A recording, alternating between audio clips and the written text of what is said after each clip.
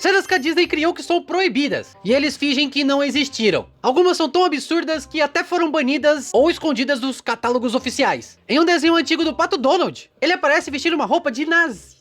Sim, isso aconteceu de verdade. E isso tudo durante a Segunda Guerra Mundial. E por mais que isso fosse uma crítica da época, hoje isso jamais passaria. Em outra animação aparecem também personagens negros, retratados com estereótipos racistas. Esse filme é tão problemático que a Disney nunca lançou oficialmente um DVD ou streaming dele. E ainda tem cenas sutis, tá? Em filmes famosos como Bernardo e Bianca, onde colocaram uma imagem indecente escondida no fundo. Se você olhar bem dá pra reparar. Sério, isso daí foi pro ar, gente.